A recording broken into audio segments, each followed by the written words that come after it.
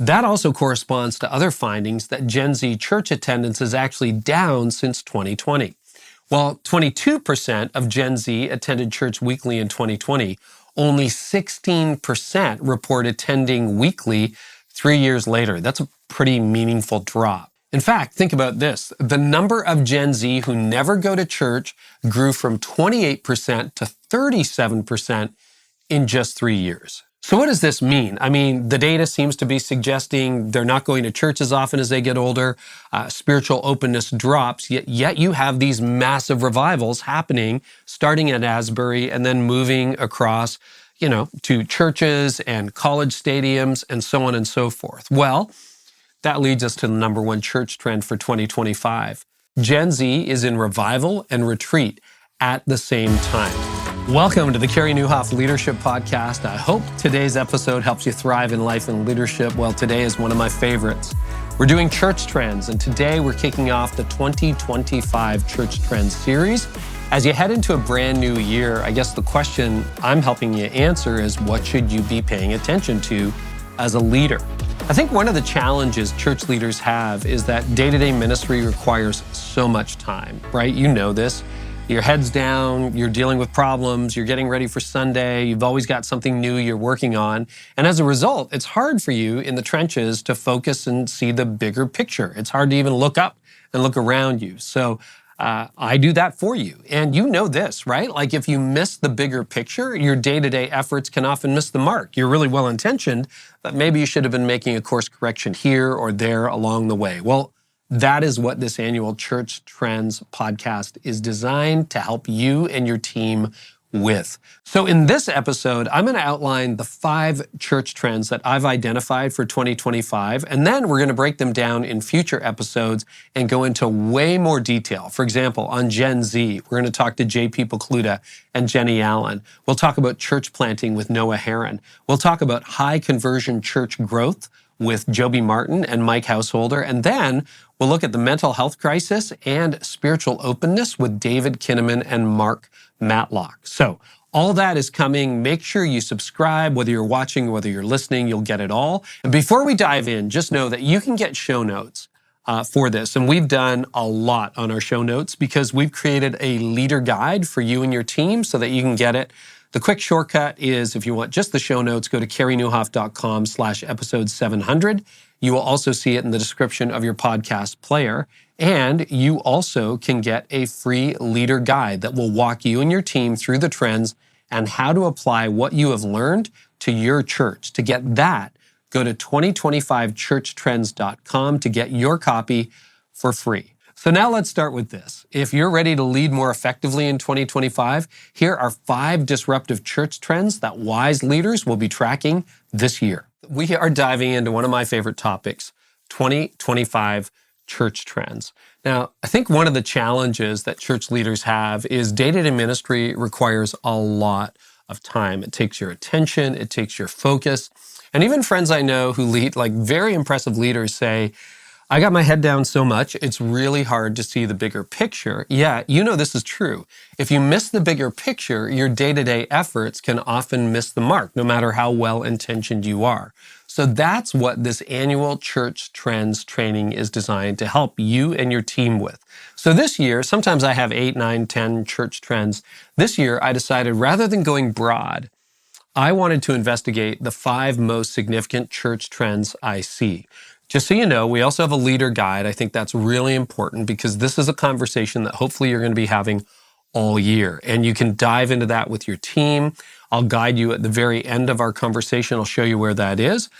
So with all that said, let's dive in and look at the number one church trend for 2025. And it's this: Gen Z is in revival and retreat at the same time. Sometimes you get conflicting data on a trend, and I was trying to move my head around Gen Z, what is actually happening. And I figured out it's conflicting data. If you've been at all active on social media in the last 2 years, it's almost impossible to miss the renewal. You might even call it revival. That's happening across college campuses with young adults across America, in churches across the UK and America, and other places around the world. Now, what began, or at least crystallized, at the Asbury outpouring almost 2 years ago, has continued in pockets and waves in various places. So, for example, look at the Unite Us movement that swept across American college campuses in 2024. That is a very clear indicator that something is happening with Gen Z right now, right? Thousands of students are gathering, hundreds, thousands are being baptized. So you got to ask the question, what is going on? Well, the college campus phenomena corresponds with the Barna data showing that Gen Z is generally spiritually open. For example, over 2/3 of Gen Z say they are highly or moderately open spiritually. Now, as encouraging as that sounds, there are 3 factors that we still have to pay attention to. First, spiritual openness doesn't always lead people to Christianity. It can just as easily, if you're spiritually open, lead people to Buddhism or self-directed spirituality. So there's that. Second, even if people's openness leads them toward Christianity, for church leaders, that doesn't automatically translate into church attendance, something to remember. And finally, there is a very meaningful 18-point drop in spiritual openness between Gen Z teens who say they're highly open versus Gen Z adults. Once they become adults, Gen Z gets more closed spiritually. Now, that also corresponds to other findings that Gen Z church attendance is actually down since 2020. While 22% of Gen Z attended church weekly in 2020, only 16% report attending weekly 3 years later. That's a pretty meaningful drop. In fact, think about this. The number of Gen Z who never go to church grew from 28% to 37% in just 3 years. So what does this mean? I mean, the data seems to be suggesting they're not going to church as often as they get older. Spiritual openness drops, yet you have these massive revivals happening, starting at Asbury and then moving across, to churches and college stadiums and so on and so forth. Well, that leads us to the number 1 church trend for 2025. Gen Z is in revival and retreat at the same time. And if you're wondering what to do about this, it would be super wise to double down on your student and next gen ministry. When you look at the meaningful drop in spiritual curiosity and church attendance that happens in Gen Z between their teen years and their adult years, the more you do to keep high school and college students engaged in the faith, the more likely it is that their faith as teens will morph into faith as adults. Too many churches I know, anyway, still nickel and dime the Gen Z ministry that they have, and even young adult ministry. They're underfunding their students. They're underfunding their kids' ministry. Wise church leaders, you know what they'll do? They'll do the opposite in 2025. They'll start funding the next generation. And if your church is average sized and doesn't have much of a next gen team or budget, try this. Try befriending or even mentoring some young adults or teens in your church and community, because relationships and life changes begin when someone takes an interest in you. So that's a first church trend of 2025, that Gen Z is in revival and retreat at the same time. The second church trend for 2025, evangelism, is on life support in most churches. This one really goes to my heart because over the last 5 years, the top thing I hear church leaders talking about is discipleship. And that's not necessarily bad. And I was thinking about that and I thought, okay, well, why is it that we keep talking about discipleship? And I think COVID created a collective panic attack among pastors as droves of people left the church never to come back, while an equal number dove into conspiracy theories, partisanship, like angry critiques of church leadership. And then rising from the ashes of COVID was a call for deeper discipleship. Because, to be fair, clearly, the way we were doing discipleship was producing fickle, shallow disciples. There's a lot of truth in that, but here's the part that I'm struggling with. If you ask 20 pastors what discipleship means, you'll get 20 different answers, some of which are fuzzy and they're unclear. 20 different pastors will not agree on what discipleship is.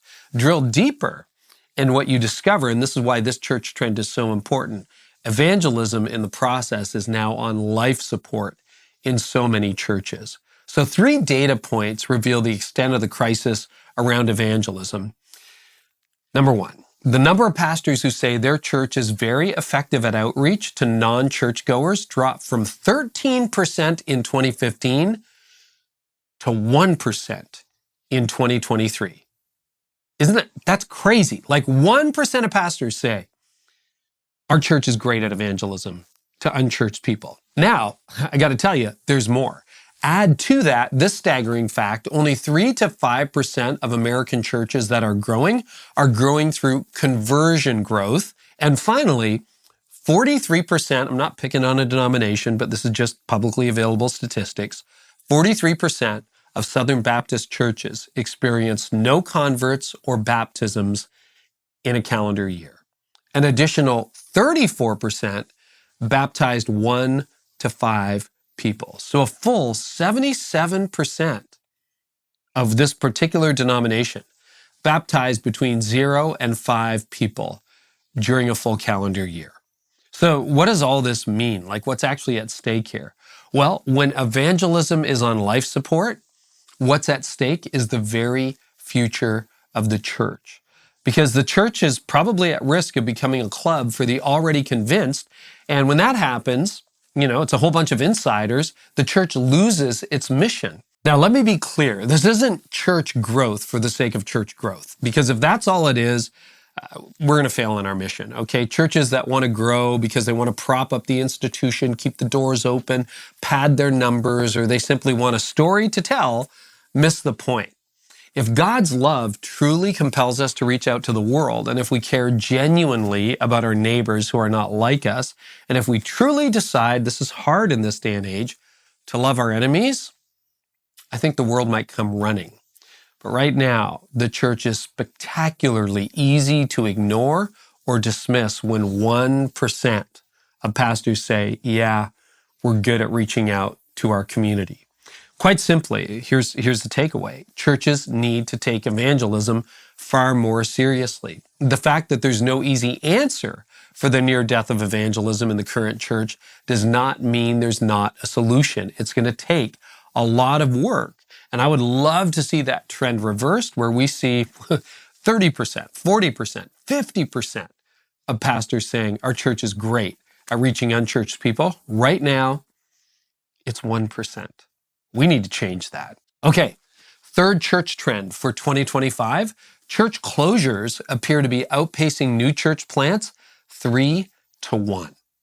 So a few years ago, there were numerous calls to increase the number of church plants, and those calls, honestly, are needed now more than ever. And there are several reasons for the urgency. First, the sheer number of existing churches that are closing every year continues to grow. In the United States, approximately 4,000 to 10,000 churches close every single year. Meanwhile, only about 3,000 churches are being planted each year prior to COVID. We don't have reliable stats for after COVID, which resulted in a significant net loss of churches. Let me put it simply.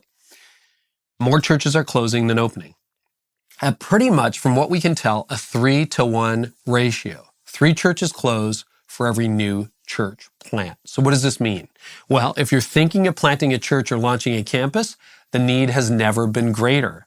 Now, when you're thinking about church plants, a lot of church plants still fail for the same reason that most businesses still fail. It's often not a lack of faith, it's a lack of planning and strategy. So I want to dive into a couple of keys that will help you launch more successfully and create longevity and actually fully fund your church plant. So consider this.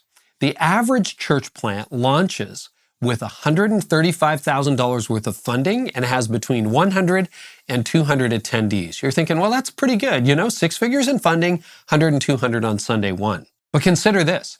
If you launch with $70,000, your attendance is likely to be 50 or less. So drop the funding and you're going to have a much smaller church. 50 is barely viable.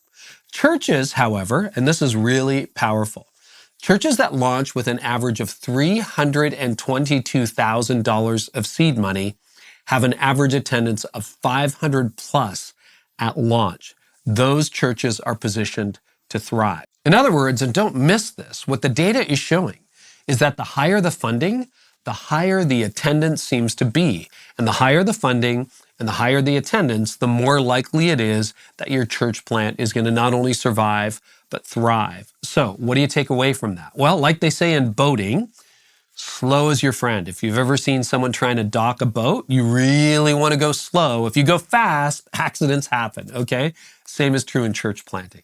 Take your time, build a core, raise money with leaders and donors, and then launch. We need thousands more church plants like that every year in the U.S. to secure a brighter future for the future of the church. All right, the fourth church trend, the rise of the non-derivative church.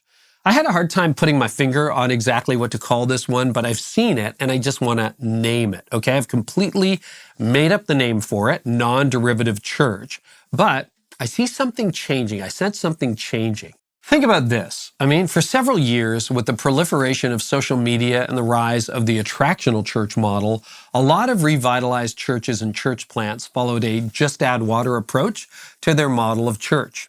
You'll recognize the pattern, right? We saw it on social media. We see it from a church down the road. So here's what we need to do. Have a decent modern band that sings the same worship songs every other growing church is singing. Check. Relevant, dynamic communicator preaching. Check. And vibrant kids and maybe student ministry. Check. Upbeat serving teams and small groups. Check. And if you got that, you got a church. Now that probably sounds familiar, right? Well, I've sensed over the last few years that things are changing. And in 2024, last year, I got out on the road a lot. Had the privilege of visiting several thriving churches around the world, like Red Church in Melbourne, Australia, Village Church in Dallas, Texas. And what I noticed really surprised me. The churches I visited, and it was more than just those two I named, none of them that were growing seemed to be using a cookie-cutter approach to their weekend services. The songs weren't simply the top 5 songs of the moment. Yeah, they were contemporary, but it wasn't just, Maverick City music or a Brandon Lake playlist. They were a little more diverse than that. So when I was at the Village Church in Texas, Matt Chandler gave an unscripted extended welcome during the announcement window. It felt so welcoming, it felt so open, and it felt free-spirited, almost like a mini sermonette, like not your typical welcome. Mark Sayers, when I was in Melbourne, Australia, after he gave his message, he gave people an opportunity to come up and pray to God at the front if they wanted more zeal in their life. Now, personally, I was raised mainline. Okay, I'm evangelical, but raised mainline. I don't usually respond to those kinds of things, but I felt compelled. I don't know why, the Holy Spirit, to go forward to pray. And so my wife and I went forward. We knelt on the steps. And when I finished, I saw that about 80% of the room had gone forward. Blew me away. Now, the point isn't to copy this. The point is that each leader decided to do something that was right for the people they served. And it wasn't like getting the band to, bring in pads and all that stuff. I mean, Mark preached a very intellectual sermon, as Mark does, and there was nothing scripted about the moment. It's just the Spirit showed up. And it reminded me that the next generation isn't looking for an echo of the culture. They're looking for an alternative to it. So definitely learn from best practices, but you also want to experiment and you want to see what's really working in your context. And you want to be true to who you and your team are. I think the non-derivative church might be a thing to watch for in the future. So the fifth and final church trend for 2025 is an emotional one, and maybe it's a personal one. Certainly, if not for you, then for people you care about.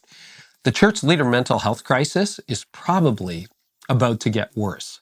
Now, the good news, we'll start with some good news, is that the mental health of church leaders has rebounded somewhat from an all-time low during COVID, but there are storm clouds brewing, and that's why I'm not convinced that we're out of the woods yet.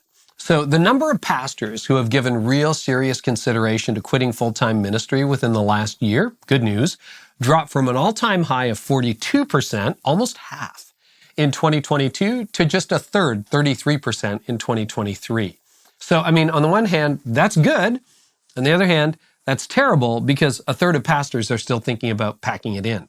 But in a more alarming statistic of how severe the current mental health crisis is, according to Barna data, 18% of pastors have thought about suicide or self-harm in the last year. That is a staggering statistic. Fueling this, if you drill down into the data a little bit more, is a pervasive loneliness among senior pastors that seems to be intensifying, not abating. Today, more than ever, pastors are unlikely to be getting the personal support and relationships that they need to thrive. So as recently as 2015, which is in like living memory for us, right? 37% of pastors said that they were receiving monthly spiritual and personal support from a network of peers or mentors. Today, just 19% of pastors are getting that support. In other words, 81% are not getting that kind of support that you and I need as leaders to continue in the journey. Further to that, while 21% of pastors over the age of 45 say they are flourishing in their well-being, only 7% of church leaders under the age of 45 say they are flourishing. It's almost impossible to overstate what a major concern that is, because as go the leaders, so goes the church. As go the next gen, so goes the future. And if the leaders aren't healthy, the church won't be healthy. In other words, we have right now a mental health crisis in the church. But what's ahead in the next few years in terms of global instability, economic challenges, the development of AI, it's probably going to push leaders to a new edge. So the question then becomes, well, like, how do you address this crisis? And you know this, it's hard to prescribe something that will magically fix a generational mental health crisis, but that doesn't mean we should do nothing. At a minimum, senior leaders need to model healthy practices both in their leadership and in their lives. Gone are the days when leaders can or should drive their teams to work 60 plus hours a week and remind people that they can sleep when they're dead or that they should burn out for Jesus. I know that still exists in pockets in the church today. It's not only toxic though, it's bad theology. Similarly, I hear reports of pastors who have embraced personal margin and health in their lives, but they expect their teams to pick up the slack. So the leader is healthy, if you can call it that, but the team and the organization are still dysfunctional and overworked, and that's a recipe for future failure too. The mantra that I've embraced since my burnout almost 20 years ago is simply this: live in a way today that will help you thrive tomorrow. Not survive tomorrow, but thrive. This isn't just like a personal credo, it needs to be an organizational reality for all the people you lead, all the people you serve too. I have a lot more on that in At Your Best. That's a book I wrote, a course I offer as well. But the reality is we need to see leaders, teams, and churches flourishing. The call to ministry can be difficult and demanding, but too often we make it way more difficult and demanding than it needs to be. So these are the church trends I'm keeping an eye on in 2025, and I hope and pray they help you and your team thrive. Because we got a lot in front of us, right? We got to respond to the organizational, cultural, and personal challenges that everybody is facing. Once again, for more, download my free leader guide to walk you and your team through the teachings and how to apply what you've learned to your church and your situation. Go to 2025churchtrends.com to get yours for free. Coming up on this podcast series, remember, I've got JP Pokluda, Jenny Allen, Noah Herron, Joby Martin, Mike Householder, David Kinnaman, and more. If you subscribe and follow, you will never miss an episode. We're going to go deep on this. And here's what I believe. The future of the church is bright. It gets brighter still if our generation of church leaders sees the moment we're in and responds accordingly. I hope our time together today has helped you identify and break a growth barrier you're facing.